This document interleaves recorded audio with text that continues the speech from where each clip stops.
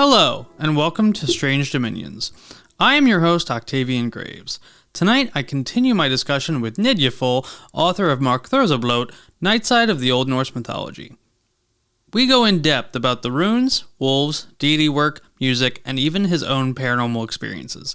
If you have seen something strange or unusual, such as Bigfoot, Dogman, ghosts, aliens, and everything in between, send us an email at strangedominionspodcast@gmail.com. And with that, let's get back into the interview.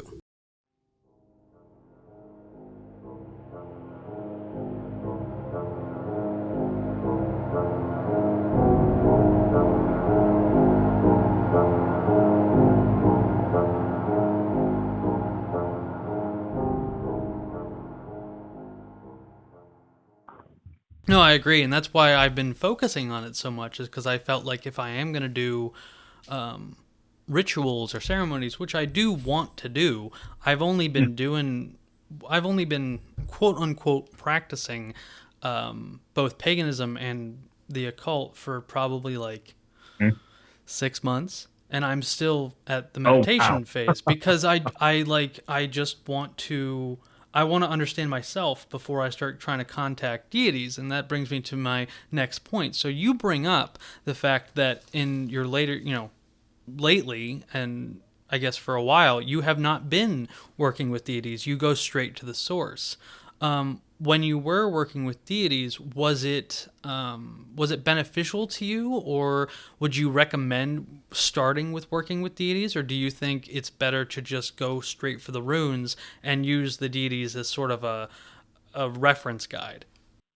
Honestly, obviously, I'm not going to tell anybody what to do. Whatever feels comfortable for you. But if you're asking my suggestion or what I think is the best way to do that has been helpful for me is, obviously I started working with deities. Fenrir was the first one, Hel was the second one, and Odin is the third and final one. And I still work with Odin to this day, even though it's on a lighter plane than it was, because I feel that the gods, the giants, and such are more or less the middleman of what you're trying to achieve. Because you can say, Odin is the god of blank, or Thor is the god of blank, or Surt is the giant of. You know what I mean? Right, whatever, yeah. whatever comes after of, that's the important part. It's what these entities symbolize and what they represent is the most important thing, and all of that can be found within the runes. So I believe once I made that realization, I believe that the gods are more of what's a good way to explain this? To me, the gods are, this is going to sound strange, but the gods are the signs on the highway telling you where the exit is. No, that makes sense. I mean, the runes are the road. The runes are the highway, and the gods are the exit signs. That's the way I see it. They are. I'm sorry, but yeah, if you're looking at it as movement, traveling, which is the rune Raido. If you look at it that way, using the runes as an example, if you're always in constant forward motion, in my instance, the runes. If you want to take a detour real quick, you can use the gods to be that detour, but the runes are the road. It's the main source of movement, is the way I see it. I like that analogy a lot, because the way that I have been explaining to myself and thinking about it to myself is that, because the thing that the path in the occult that I am very drawn to and feel connection with is chaos magic. So, Peter Carroll, Phil Hine. I'm currently working through the initial exercises of Liber Null. But the way that I've been trying to explain it to people, because my girlfriend, she doesn't know, she's very light and love, and she does things based on feelings, and that's great, and it works for her, and she kind of gets confused by what I'm doing, and so I keep trying to explain to her, if paganism and Norse paganism is the path in the woods, then chaos magic are the boots that I'm wearing to walk down that path. Yeah, there you go. Yeah, that's a great way to put it. to me that the more tools you have, the better. And to me, the gods and the giants are the tools, and the runes are, if anyone's a Star Wars fan, the runes. This is the way. The runes are the way. Everything else is just a tool. No, and that's a fantastic way of putting it, and I think that's a very realistic look at it. I'm trying to think of. There was a part of the book that I was. Oh, okay. So let's talk about wolves. Let's get into that. So Fenris is Fenris and Jormungandr, but I feel like Fenris more so encapsulates raw chaos in a very full-bodied sense. I mean, everything about him is chaos. Can you expand a little bit on that? Okay, so with Jormungandr, there is a sense of balance because as long as he is surrounding Midgard, everything's okay. But the moment he lets go of his tail, boom, chaos. There is always that sense of balance with Jormungandr. With Fenrisúlfur, it's chaos, that's it. And the reason is because, again, he is the son of Loki. He is another symbolization of fire. And you can look at him through the Kinnaz rune specifically. At least I do. I always associate that rune with the light of Loki as well as Fenrisúlfur. But when you read the Eddas and you learn about his story, he was a young pup when he was taken away to Asgard, and they didn't want to kill him because they didn't want to stain their holy halls with his vile black blood. And that is not verbatim, but it's pretty close. So that gives you a really good insight of what this wolf is truly capable of. If the gods were not willing to slaughter him within the halls of Asgard because his blood was vile, I really don't think you can find anything positive from this entity. I really don't think so. Especially when he is chained up because they realize that he is essentially the ender of the world, more or less. His offspring are going to swallow the sun and the moon, and he, inevitably is the demise of Odin. So even though you look at Jormungandr as, okay, he's still pretty, again, using words that everyone understands, evil. You say that very loosely. If you look at him from a symbolic stance, there's that balance I was talking about. With Fenrisúlfur, there isn't, because, again, he was met with so much treachery from the gods, and people need to remember that even though they are gods, they still think on a mortal level. Well, they're chaos gods. I mean, I will stick to this to the day I die. These are not the clean white entities that people are familiar with within the Abrahamic tradition. These are dirty, treacherous, lying, thinking for themselves kind of entities, and so you cannot look at them from a modern morality standpoint. It just doesn't really work. It doesn't. If you do that, I think it molds them in a very inaccurate light. I agree. However, when you also look at it from how you just said it, it also makes it look like the gods are strictly malevolent, but they aren't. I think they're very middle of the road. They can be malevolent or benevolent, depending on essentially how do they wake up and feel that day. Odin is for the most part, he's a bastard. Yeah, I mean, we can get into the younger Eddas on that. Oh yeah, but he's still, does a lot of good. It's not necessarily that he's a white god or he's evil. It's that Odin is willing to bend either way depending on where he wants to go. And I think most entities are like that within the Norse belief and the pantheon in general. But with Fenrisúlfur, he's just, I don't know.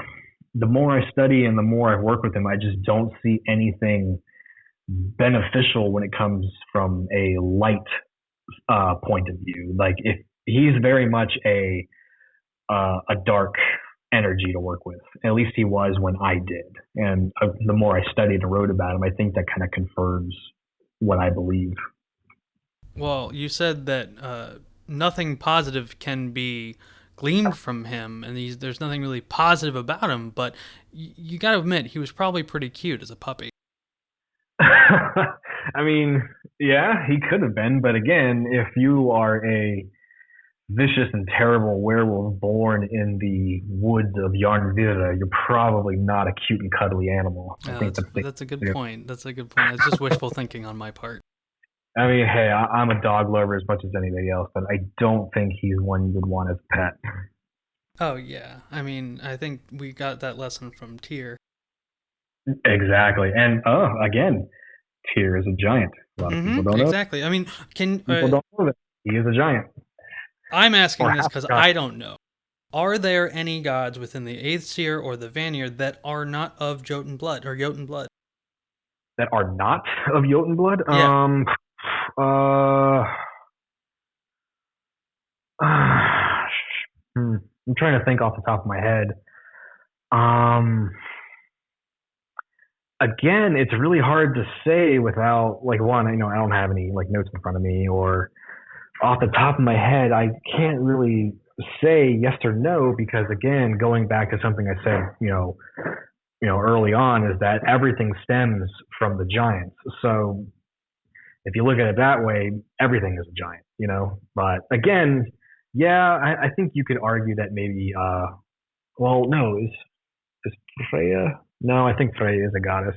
Well, I was going to say Frigg, because Frigg seems to be the at least Jotun-y of all the gods. So Balder, for sure. I don't know why I didn't come to Balder at the beginning. Yeah, Balder, Freya, Frigg, Freyr.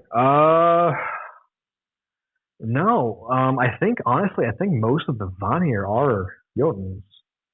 And there may be a god or goddess sprinkled in there. But again, that just further proves my point that, this group is good and this group is bad. No, they can't be you can see it. It's in, like the saying goes, the proof is in the pudding. This god and this giant are in the same tribe.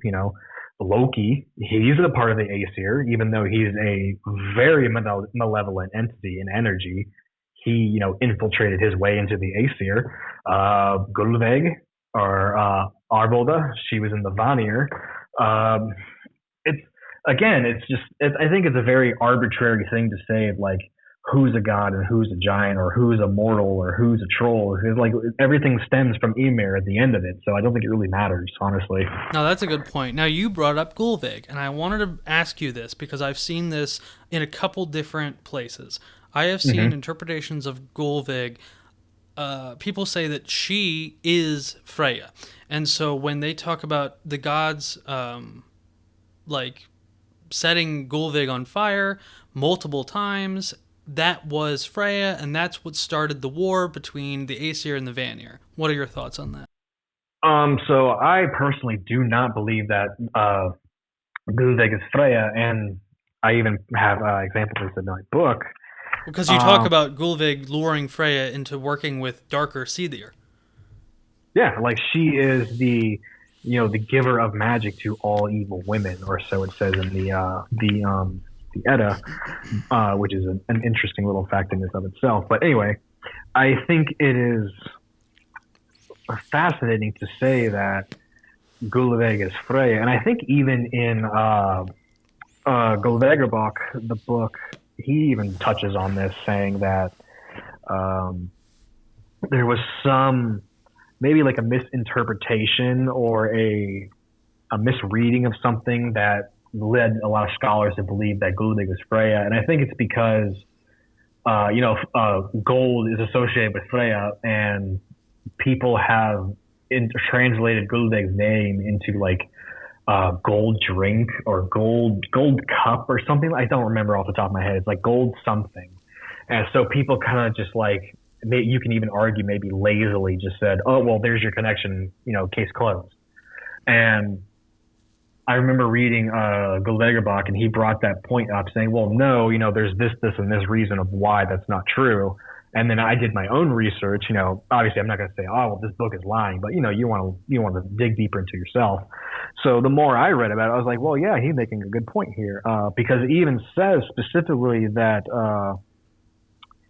because Gullveig is like the you can say like the Norse version of, what is it, her name, the three-faced goddess in Greek mythology. I can't remember her name. Hecate? Yeah, that one.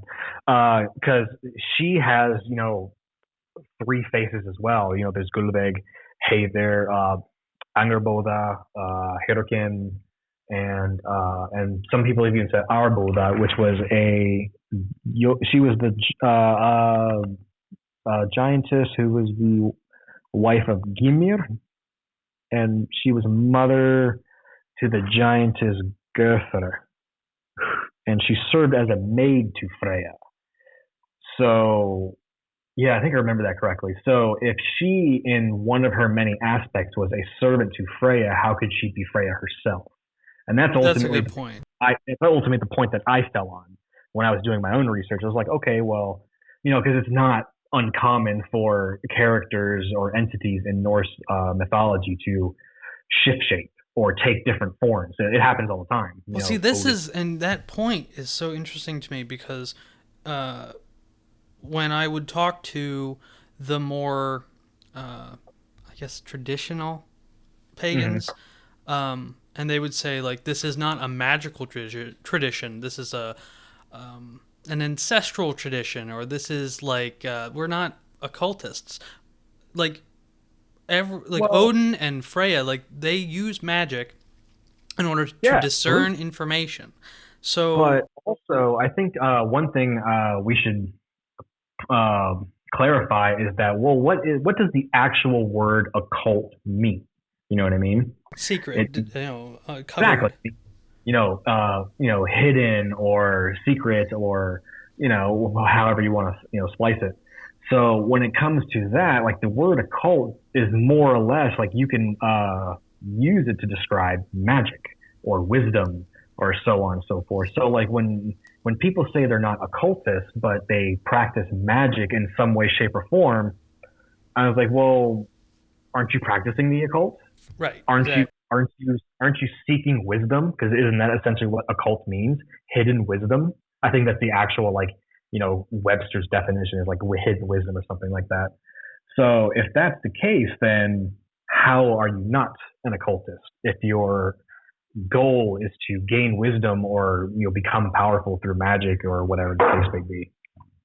Yeah, and I agree, and that's the point that I was trying to make. And so that brings us to Odin. And there's a couple different ways that there's a couple different parts of this that I want to go through. So first, let's get into what, like, the fact that you even work with Odin and are still part of the Thursian current, because as we've talked about before, asking most people, that's a no-no. Those are two, like, polar opposites and can't really be combined. So how did you get around that, and what was that like for you?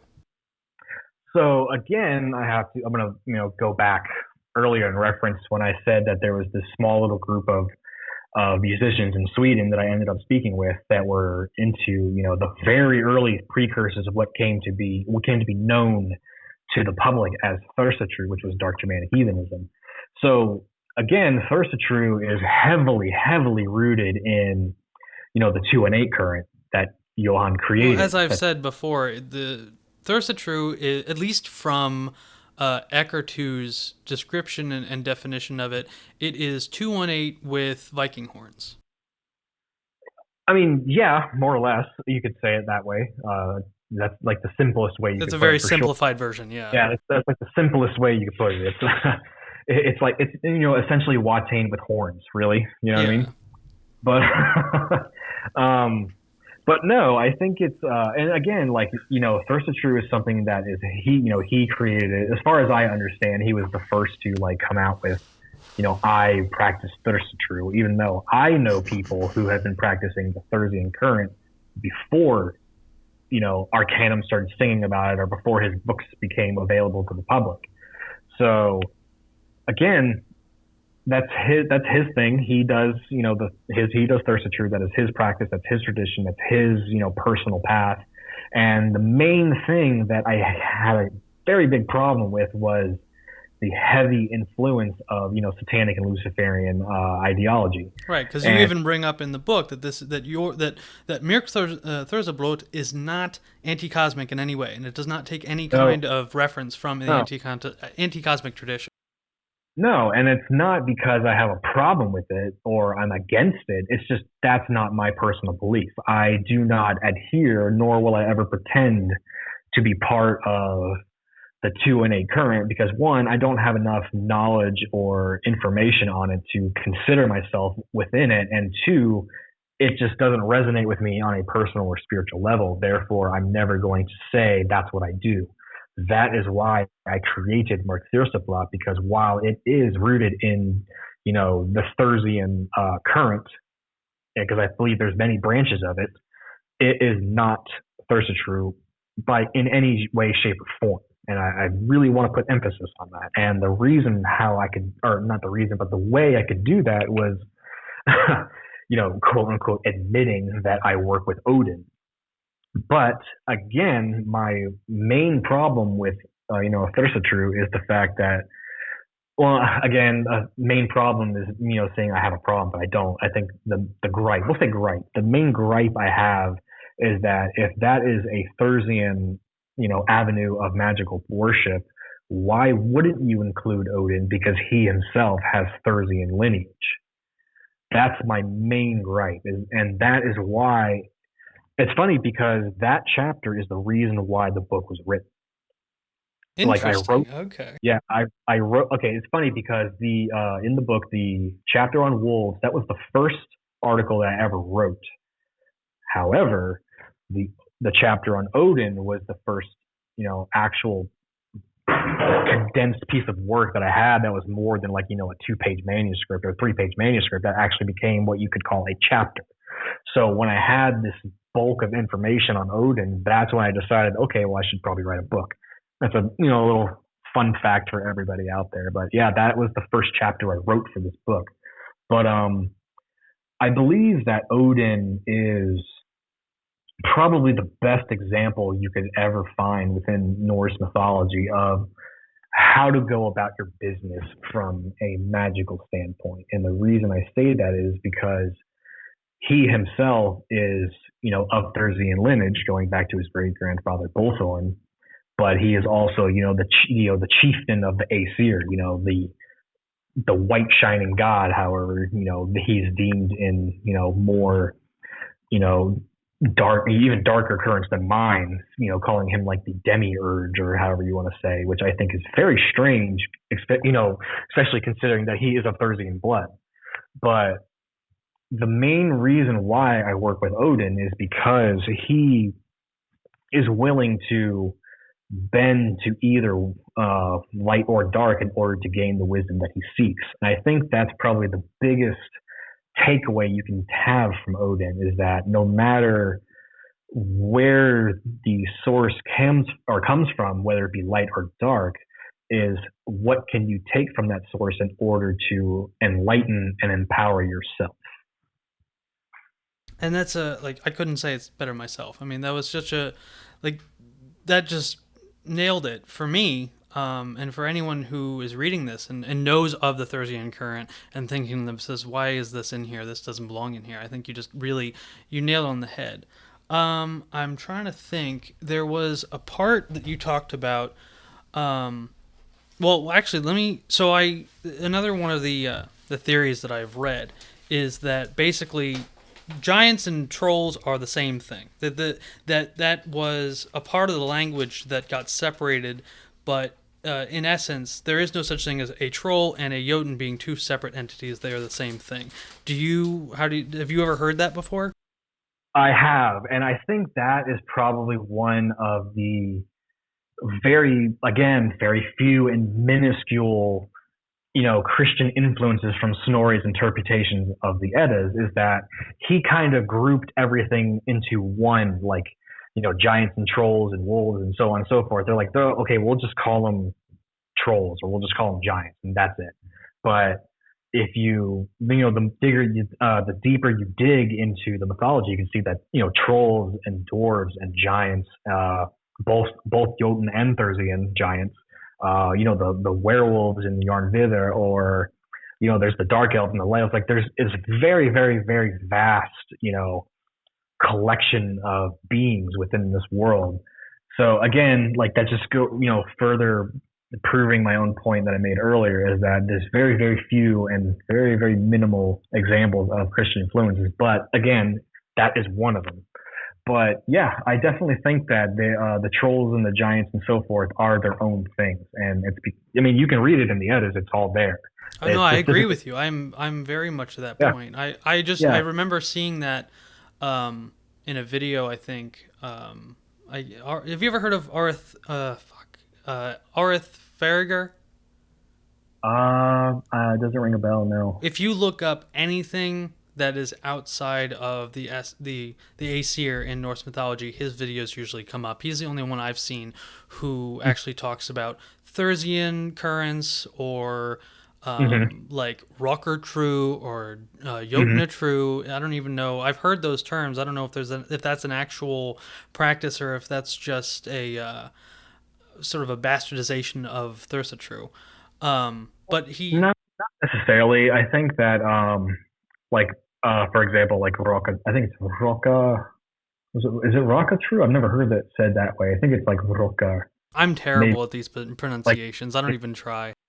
I'm trying to remember like what it was actually called. I think it was like the Roca tradition or something like that. I don't know if it was actually like Roca True. Like I know what you're talking about, but I don't remember ever hearing it called that. It may be, and maybe I've just overlooked it.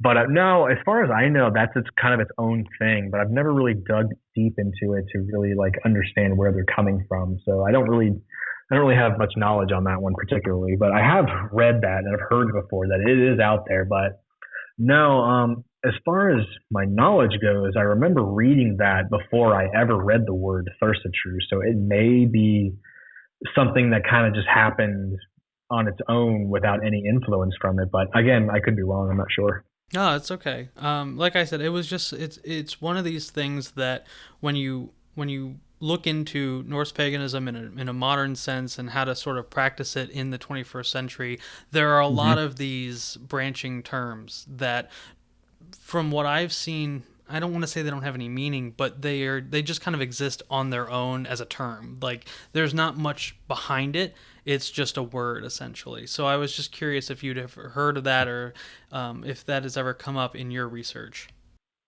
I mean, other than like what I've seen, just here and there, on blogs or whatever. I've never actually like sat down like, oh, here's a book on the Roca tradition or whatever.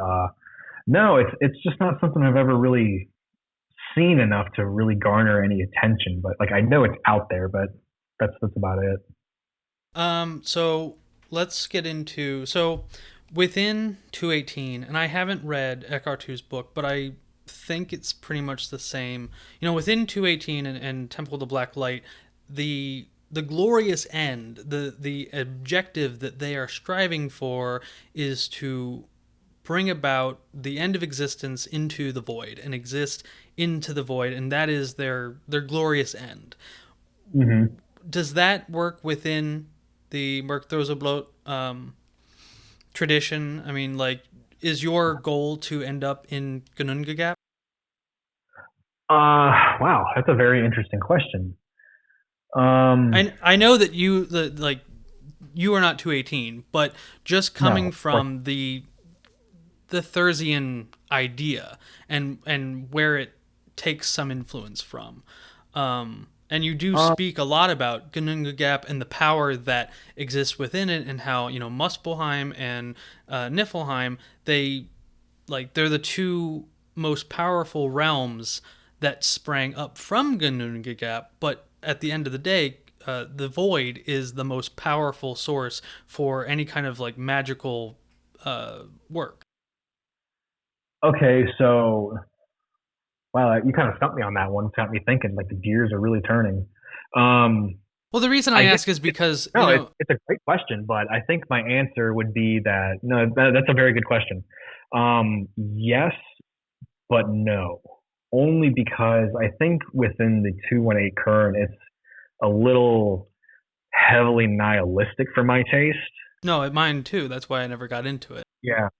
But at the same time, it's like when you put it that way, I guess you could say yes, because I do believe that everything eventually, well, I mean, it's not whether I believe, it's everything does eventually stem from Ginnungagap. So when you look at it that way, you can say a return to the void is a return to absolute, being in a sense, which I think is what they strive for as well. Well, I mean, But that goes into, Buddhist thought that once you yeah, have yeah, gone around the circle and finally obtain enlightenment, you shed all sense of self and just become being, essentially.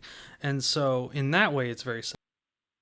well, if we're going to look at it from that point of view, I'm glad you brought that up. Then I would say yes, because I believe that once you're able to, I think in Buddhism it's called, I could be wrong, but maybe it's samsara, when you finally break away from reincarnation. I could be, or is that nirvana? I'm not like too. Nirvana, I think, is being, and samsara is what we are in now. Like, we are living in samsara. Okay. Okay, so samsara is the cycle of reincarnation, and nirvana is the release from Okay, yeah, again, I'm not like too versed into it. I'm not either. I'm interested in it, but I've yeah. never read anything about it. Everything I know about it is from videos and other podcasts and stuff like that. I have a friend of mine that if she does listen to this, she's gonna be like, "It's Nirvana, you fucking idiot." But my father's really into Buddhism, and so he would probably say the same thing. yeah, like, but yeah, when you put it that way, and it's funny because I actually have a 108 bead mala around my neck, because Tibetan Buddhism is something that I've been studying pretty heavily lately, and I think we all end up there. I don't know why, but like even because Crowley talks about Buddhism, and he was also into Hinduism. But I mean, our mutual friend Kane Del Sol, he'll be on the show somewhat soon. I mean, a lot of his tradition, I don't know if it stemmed from. Well, yeah, I mean, it stemmed from the Vedic tradition. He just incorporates left-hand path systems with Vedic understanding. Okay. Oh, that's cool. But yeah, I need to read his book. Thanks for reminding me on that one. But It's a great read. cool. Yeah, I have it. And thank you, Kane, for sending me a copy. I definitely need to read it. I just haven't got a chance to do it. I've just been so busy with my own life. But If I'm wrong in my interpretation of his system, he's going to crucify me. I'm sure he'll tell you. You'll get a nice little message. But wow, man, that was a really good question, and I'm still like really pondering that one. But well, let me try and follow it up, and maybe it'll make it a little bit more condensable. So, okay, what is your opinion on Ragnarok, and in the sense that, like, okay, well, and this is just my own kind of like stupid wishful thinking and curiosity. Do you think that Ragnarok already happened, and that the new world that sprung up after Ragnarok, is that what we're living in now, or is Ragnarok still to occur? And if it is still to occur, what is in this tradition the new world? What does spring up from the ashes of existence from Ragnarok? and you talking about from Myrkþursablót specifically? Yeah. So to me, and this is actually where the runes come into play, if you're going to look at it that way. If you're talking about the cycle of birth and rebirth, um, that's where the runes for me come into play, and I specifically use and work with what is known as the Uthark rune row, which was founded by I can't remember his name off the top of my head. He was a Swedish philosopher. I think it's Sigurd and Grell, I believed. Yeah, I was just gonna bring that up. I don't. I have the book in front of me on a PDF, so I was gonna try and scroll through and find it for you. I'm just pulling everything from memory at this point. But no, you are correct. It is Sigurd. Okay. But yeah, he was the one who said that the Futhark row was a cipher that needed to be decoded in order to be truly understood. And he realized that when you took Feyu and put it at the end of the row and you started with Uras, you realize that there was a journey to be found within the rooms, because it honestly, well, not, it actually, not honestly, actually mirrors the creation story in Norse mythology, with Uras being the runes signifying Ginnungagap, creation. Then Ymir was born, Thurisa's rune, which is associated with the giants, and so on and so forth as you go down the rune row. But when it comes to Ragnarok in particular, I believe that has it happened or is it still to come? Well, maybe if you tie it into what we were just talking about with, like, the Buddhist concept of nirvana or samsara, I'm sorry, maybe Ragnarok is something that constantly occurs until you reach that divine state of being. So you think that Ragnarok is a personal metamorphosis instead of just being an objective truth? I think so. That is a very, it's a possible theory, and it's also a very it goes in line with a lot of what you've written as far as it being a very personal tradition. So that makes perfect sense. This is me, like, so where one of the things that actually got me to the idea of actually practicing the occult and paganism is my love for the paranormal, and I've been into that since I was a little kid, same as occultism and same as paganism. Mm-hmm. I have experienced things that, according to science, doesn't exist, and I can't prove what they are, but I know that it happened, and I know that something is out there. What Kane talks about, and a few other podcasters that I listen to and I'm friends with refer to it as is the other. And so that, the other encompasses Bigfoot, ghosts, aliens, fae, all those things. Right. And so because I have experienced these things and I know them personally to be true, I kind of liken that to the entities in spirituality with the Norse tradition. So I don't believe, in my own personal view, that there are massive humans and massive, human-like beings in the clouds battling it out. To me, it is interpretations of very sentient energy that is flowing through existence at all times. And so, the way that I see it is that any and everything, when it comes to religion, spirituality, and on and on and on, it's nothing more than human comprehension of energy we just simply do not understand. Exactly. That's exactly how I feel. And that's not necessary. And it's funny because if you think of it that way, you see how connected everything really is. Like, most mythologies or religions have, a god of lightning or a god of water or a god of war. Or, what I mean? Everything kind of stems from each other. And that's because, we all, like what they say, like the cradle of civilization, whether it be in Africa or finding human remains in Siberia or, over in China, it doesn't matter, what the entity is called, essentially, because it all stems from one singular concept of what we know as God.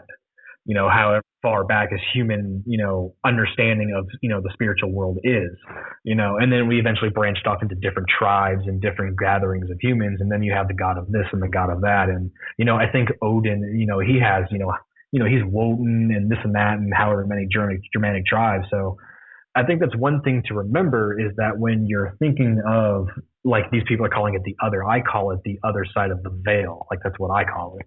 Is that when you go across that threshold of, the spiritual and the physical, you realize that just because you can't see it, hear it, touch it, taste it, whatever, in a tangible sense, that doesn't mean that it doesn't exist. And to sum that up, a close friend of mine just said recently that magic is science that we haven't figured out yet. And I think that's the best way to put it when it comes to the occult or the paranormal or however you want to call it. Because again, just because you can't see it doesn't mean it's not there. I swear that's a quote. As in, like, someone famous said that. I'm like 90% sure. I'm like, I know I've heard something very, very similar. Maybe that's just like a lot of people have come to that conclusion.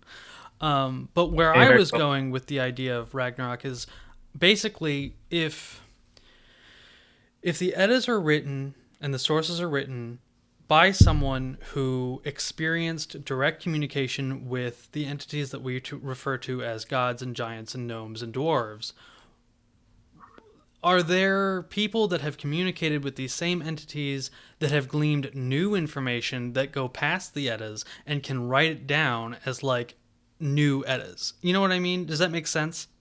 It does make sense. And so I always wanted to know why that doesn't exist. And so apparently there's this thing that I did not know existed called UPC, Unverified Personal Gnosis. And a lot of the Reconstructionist pagans and the astroturf people really, really hate this idea because to them it's pseudoscience. And that gets us into a whole discussion about, well, what is and isn't pseudoscience? I mean, if you believe that gods and giants and dwarves and gnomes exist, but they talking to you is personal gobbledygook, well, I don't know, that doesn't make sense to me. But basically what I want to know is, why has not anyone like, if there are people that are talking to Odin and talking to the giants and in direct communication with them, why are they not writing down new information that are being sort of dictated to them by these entities, kind of like how Crowley dictated Book of the Law from Aiwass in Egypt? That's like, I have this theory that that's a thing. So the way I see it, and this may sound strange or contradictory in some way, is I personally do not believe that a physical manifestation of Odin is real. I believe in what Odin stands for, what he represents, and what he symbolizes. Now, I will gladly eat crow if someone finds something that proves that Odin actually existed, or if the giants were actually real, or if Helheim is actually a place, or if Niflheim and Muspelheim are actual locations. I'm going to send you a podcast when this is done, because apparently there are giant sightings. Like, not just like, I'm not talking about like Bigfoot, but I mean like giants that are 20 feet tall in loincloths walking around the forests of America and Canada. So they say.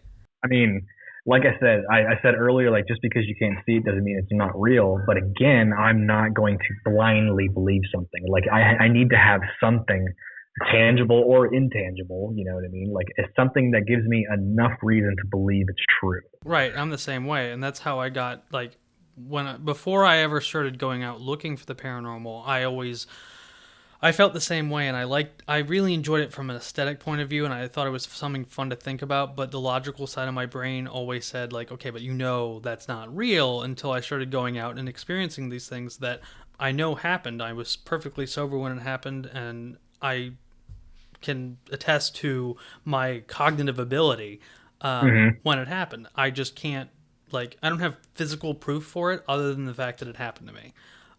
So now I believe in something, but before anything physically happened to me, I left it open. I didn't say I believed in it. I didn't say I didn't believe in it. I just said, I'll wait to make a decision until it happened to me. See, I think it's more important to focus on the fact that energy is real. I think that whether it be, God or Odin or Thor or the devil or, whatever it may be, I think energy is real. I think, again, like I said earlier, human comprehensions of an energy that we do not understand, and any facet, way, shape, or form you can think of that humans have interpreted it as. And so, but again, like, I don't want to contradict myself. If someone proves to me that, Jotunheim is real and there are walking physical giants, hey, like, by all means, take me there. I want to see it. Me too. I mean? That's like, I have hope that someday we are going to have the technology to cross over into, parallel dimensions, and we will find the dimension where the Norse tradition is a object reality. And again, it brings me to the argument of belief.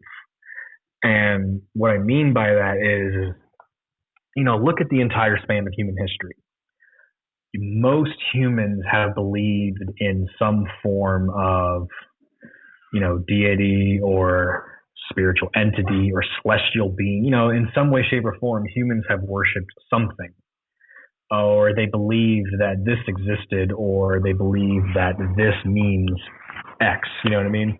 And I think that's a good argument for proving that, well, did all these people just sit around in the grass around a campfire and just do mushrooms and smoke peyote to come up with this stuff? Or was there something that they experienced that was so significant enough for them to write it down or pass it down through oral tradition?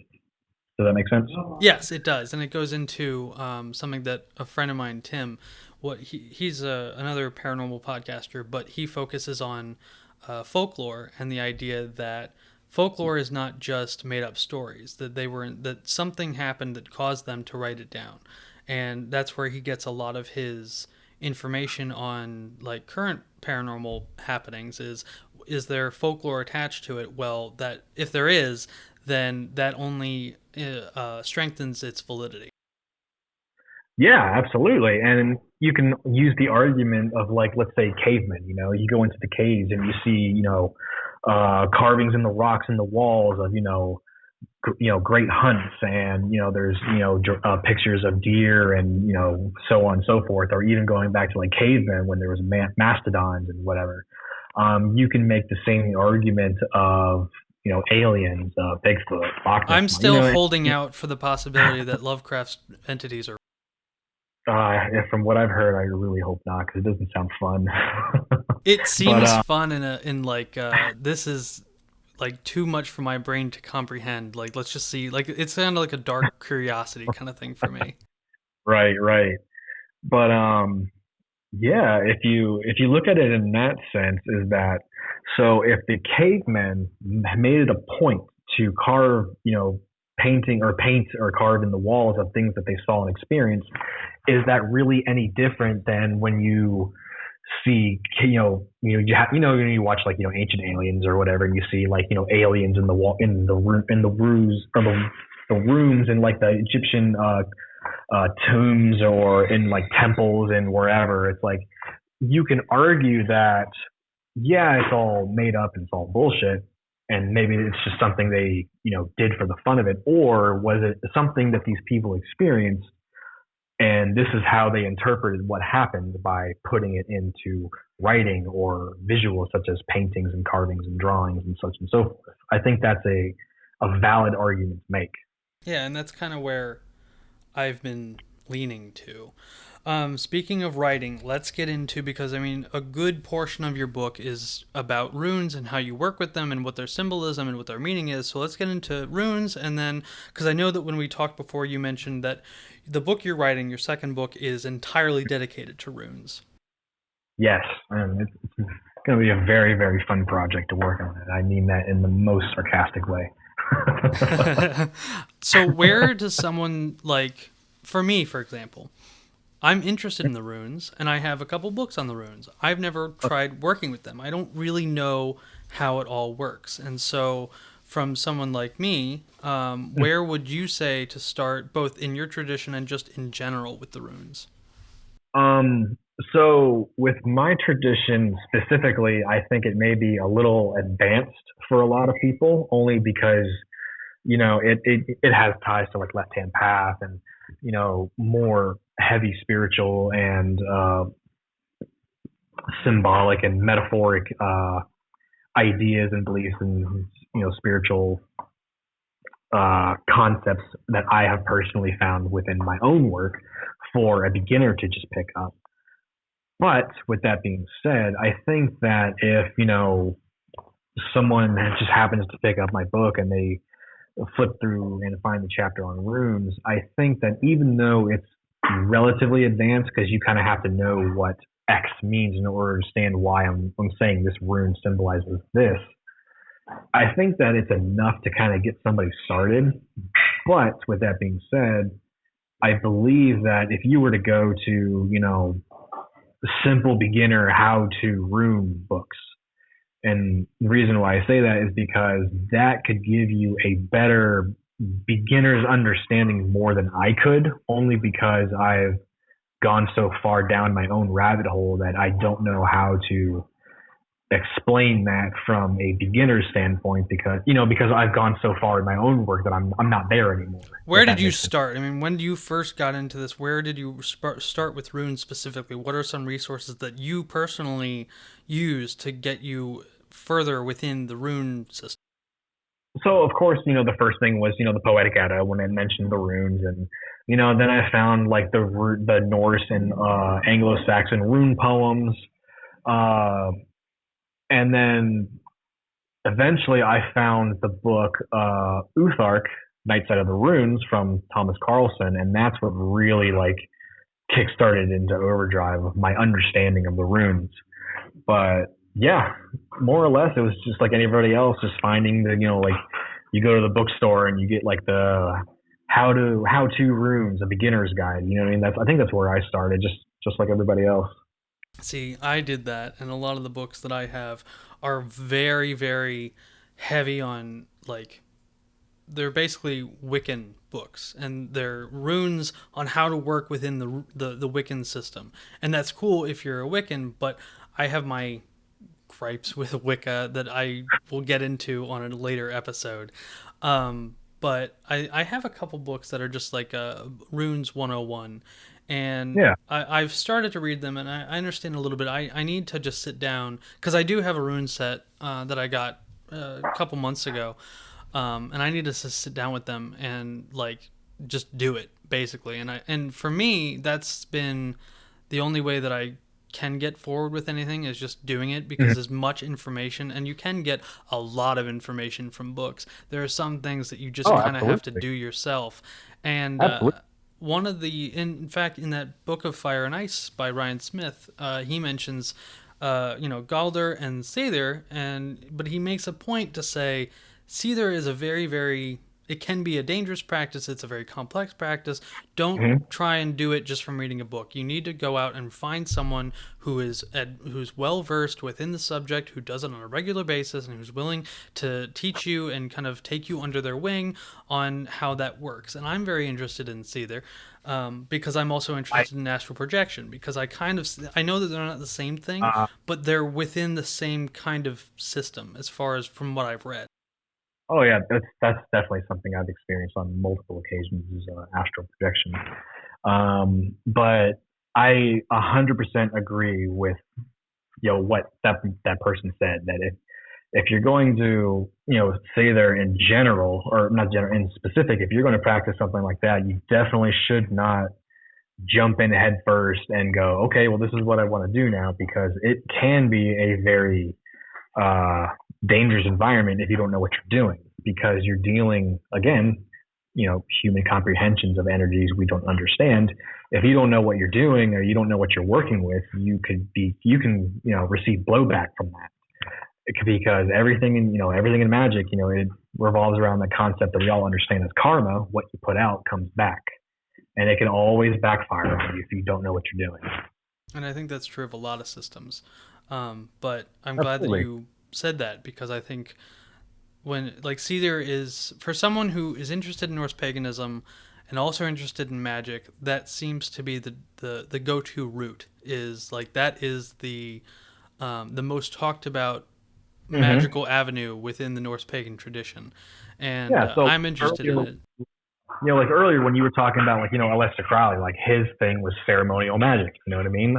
If you talk about Satanism, they do satanic and Luciferian rituals and so on. But within Norse paganism, whether it's light or dark, Asatru, Thursatru, whatever, Seidr is the main avenue, and that's something that is spoken about in the Eddas quite often. Whether it be about Odin, Freya, there's even in the sagas of various warriors and kings and so on and so forth, speaking to what is known as Seidrmen, men of magic, or men of spells, you could say. It's no different than what's the like Catholic Mass, or Islamic prayer. It's no different than anything like that. It's just an avenue that you can take in order to achieve something that's beyond your physical self. And I think with Sather in particular, it can be dangerous because you're, like you say earlier, you're dealing with chaotic energy or chaotic entities. And if you don't know what you're doing, you can find yourself in a lot of trouble. I agree. And that is a good transition to when we were talking before.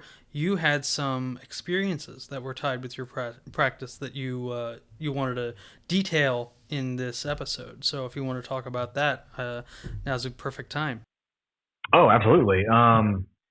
So I remember when, and it doesn't, this particular story doesn't particularly revolve around my practice, but it is a very interesting story revolving like magic and the occult and energy. This is and your experiences with or without yeah, the practice. yeah.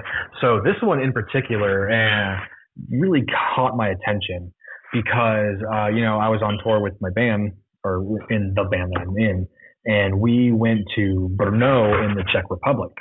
And everyone knows of the famous, Sedlak ossuary, the bone church, from the plague, however Yeah, many of years ago. course. I mean, I've seen so many black metal album covers with that. Oh, yeah, absolutely. So we had the opportunity to actually go see it and go visit that church.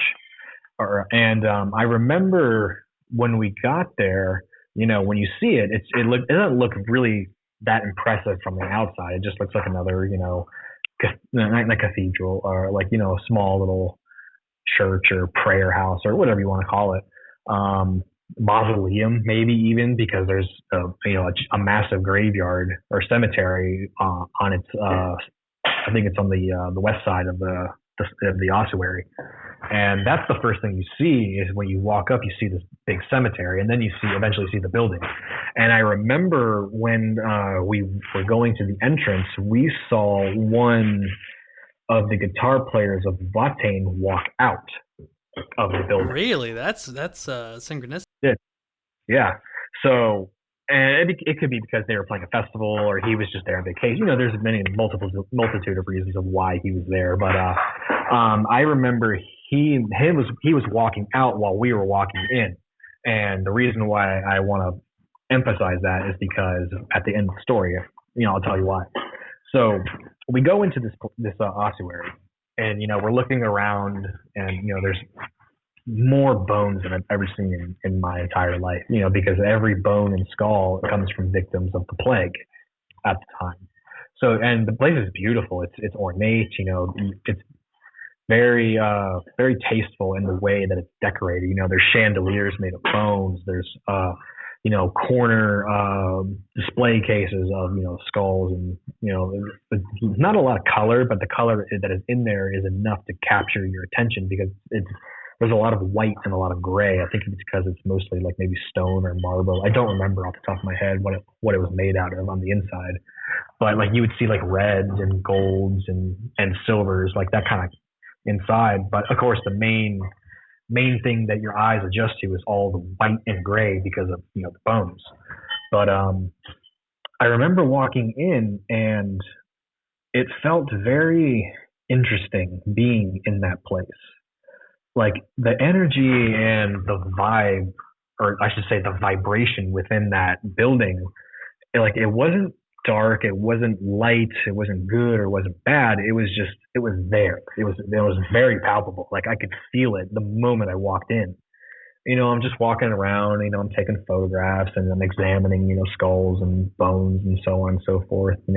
In the back, there's this giant altar and it has, the crucifix on and so on and so forth. And I just remember walking through that place and it just felt very, very thick with just energy, you know what I mean? And I couldn't explain what it was.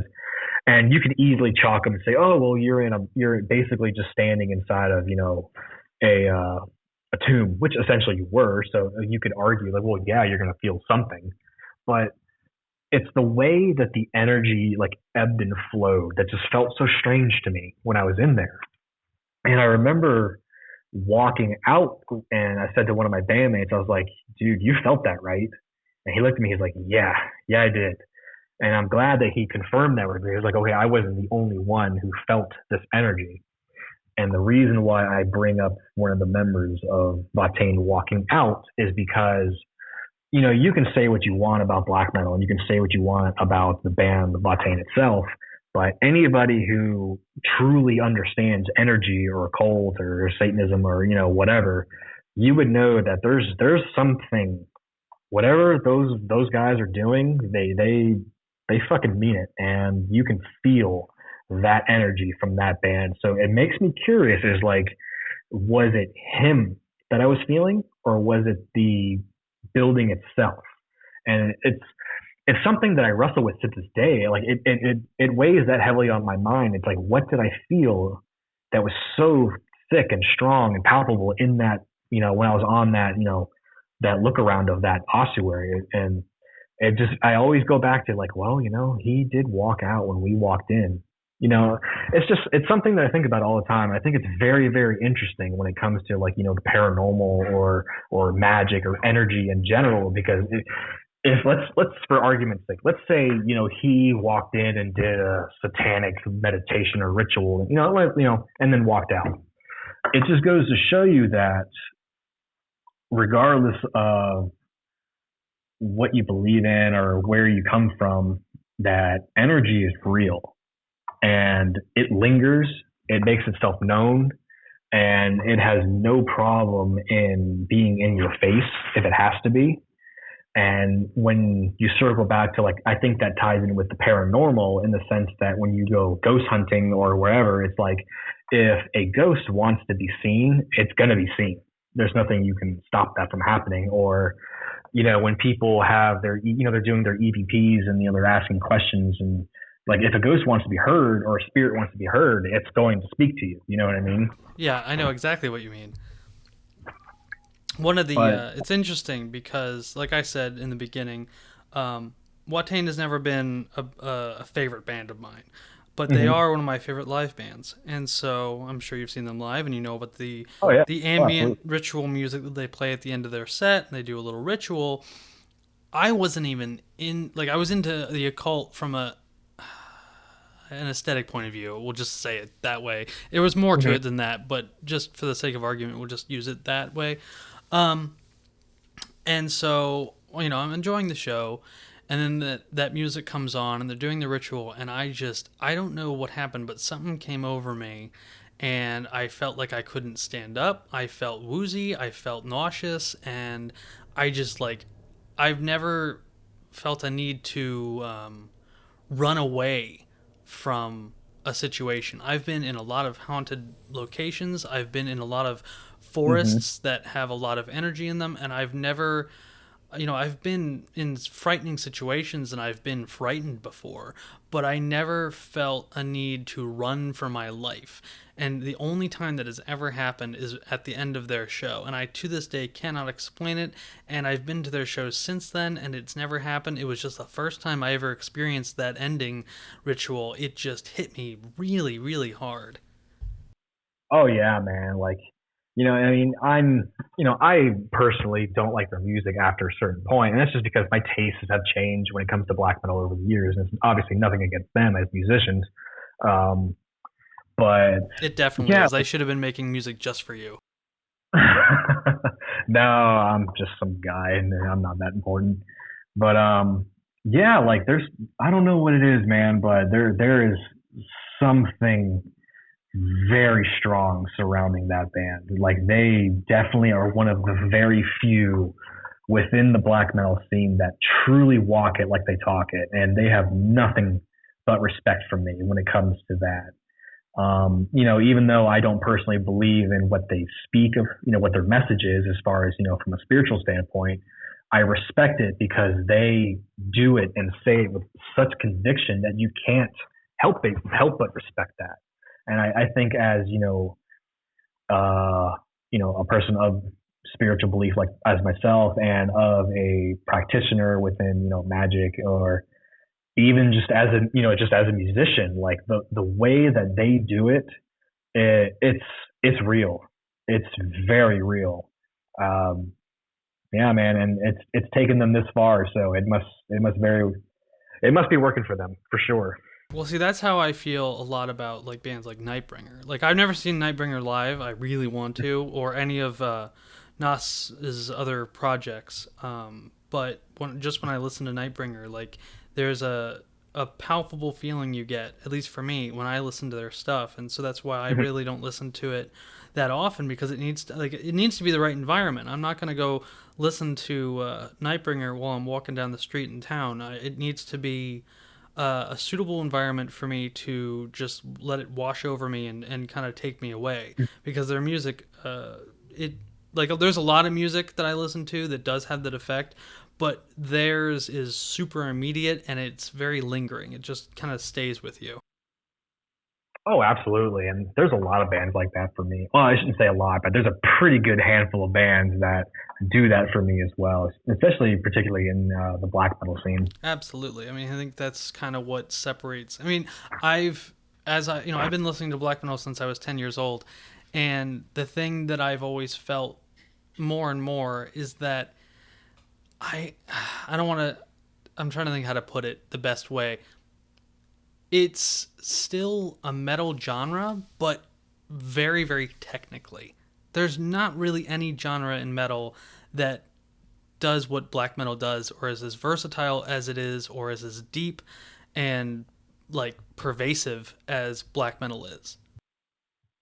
Yeah, that's a great way to put it. I agree with that 100% because when you look at black metal in general, or even just from a broad standpoint, you can like, okay, it has elements of thrash, it has elements of punk, it has elements of um, very early, what you could say, quote unquote, death metal. Like, even though it's funny to say that because it was a direct rebellion against death metal, but Exactly. you can argue like, oh well, even They though a still lot of people used a say, lot of the same trappings of death metal, even though they were saying they rebelled against it. It I was mean, more more, so like in production and like the yeah, songwriting, but the aesthetic for one. I mean, aside, I mean, the difference in the aesthetic is that when they saw death metal bands wearing board shorts, they said, screw that. We're gonna wear tight leather pants with spikes and bullet belts. So there is yeah. that difference, but it all, it came from death metal, whether you like it or not, in one way I or mean, another. I disagree. I would say that it came from Bathory. Like Oh without yeah, well Bathory, that's there it's is no direct black. lineage. It's Yeah. absolutely a continuation of Mhm. Bathory. What I mean is that um, as much as they rebelled against death metal, I think that death metal helped black metal form some kind of its own like character, Oh if that yeah, when makes you look sense. at it from like a musicianship standpoint, then yeah, like the like tremolo picking and blast beats. There's a lot of different elements from death metal that was later incorporated into black metal, even if it was stripped down to a more uh primitive expression. It was still there. Like I said, tremolo picking, blast beats, and so on and so forth. But so yeah, in that regard, I do agree. One thing that I get crucified for is that I had this opinion that black metal is doom metal sped up, because if you look at some of the early riffs of like Candlemass and Solitude of Tyrannus, they're using a lot of the same chord structures and chord progressions Mhm. as black metal, but they're doing it at a funeral's pace. But Yeah, I mean, you could definitely make that argument, like especially like candle, like you said, Candlemass, or what's another good example? Maybe not particularly Pentagram or Trouble, but uh, doom bands that have used like that minor key or the triad tone or whatever. But again, that all even Fenriz himself says it all stems back to Black Sabbath, whether regardless of who came afterwards. right, exactly. So did you have? I remember. Was that the experience that you told me that you wanted to detail on the show? Yeah, that was the one. That was the Okay. one. Still stands out to me to this day, and I can't explain it. It's just very strange to me. No, it is. I mean, It is strange. It's a very heavy coincidence. I mean, obviously, I've had, I like to go ghost hunting with friends, and I've had all kinds of, crazy experiences, and I've heard and seen things, but as far as like, stories that, as even though it doesn't sound as uh entertaining, or maybe it was a little anticlimactic if you just listen to what I say and how I explain that story. It's very strange. It's No, a very as someone who has experienced similar situations to that, I understand it, so it resonates with me. But I know what you mean when you say that, like, if you're just listening to your words, it may not be that impactful. But as someone who's experienced something similar, I understand. Just going back to the book on like an ending note, who is this book for? Who would you stop in the street and say, "Hey, you need this book"? anybody who is willing to be open to information, knowledge, and wisdom, regardless of its origin, source, or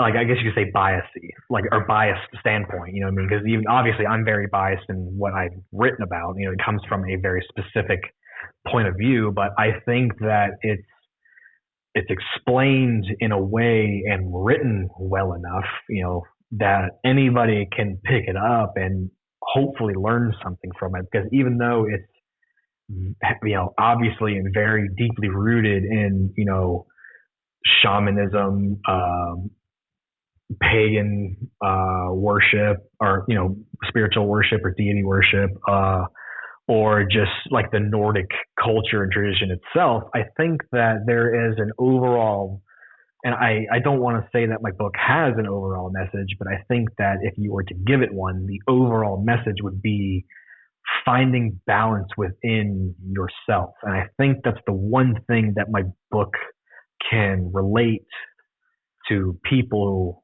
outside of, the culture, quote unquote, of what this book would be found in, that someone, Joe Schmo walking down the road could learn that, oh, like, okay, this guy talks about darkness and light and good and evil and blah, blah, blah, blah. But it all comes back to finding the center within yourself. And I think that's the one thing that I would hope that if I just handed it to a random person on the street, that they would be able to find and understand. Well, that's what it did for me. I mean, that was a very elegant point, and I think it was very telling of what this book is and what it can be used for, and how to work with it. And it gets me very excited for my own personal path and my own spirituality, but also, looking forward to your book and seeing what else you do with this and what else you do musically. Well, I can tell you that even though my I hate using this word because it's so strange to me. I'm still getting used to it. My work as an author is at a very slow pace. My work as a musician, oh man, like, I have more projects than I know what to do with. I'm the same way. It's our curse. We can't really just put it I'm down. I'm always writing my music. My guitar is never within, like, it's never not in arm's reach at all times. Oh, like, yeah, my acoustic's right next to me. As it should be. Well, this has been a fantastic talk, and I'm really glad you came on. I'm really glad you wrote the book, and I'm really glad I found it. So thank you so much for coming on, man. It's been a pleasure. Thank you very much for having me. I've only given like maybe 1-2 interviews that I can think of off the top of my head regarding, my work and my spiritual practice, and, Myrkþursablót as a book, like a physical, book. But yeah, to be able to, explain in detail and talk about things that are found within, my spiritual path and the book itself, it's been a pleasure, and I'm very thankful to be a part of it. So thank you for that. It's my pleasure, man. You have a fantastic night. I'm going to bring you back on in the future for other episodes, and hopefully like a roundtable kind of thing with other guests. Oh, that would be cool, man. Absolutely. Yeah. So look forward to that, and you have a great night. You too. Thank you. No problem. Bye. Bye.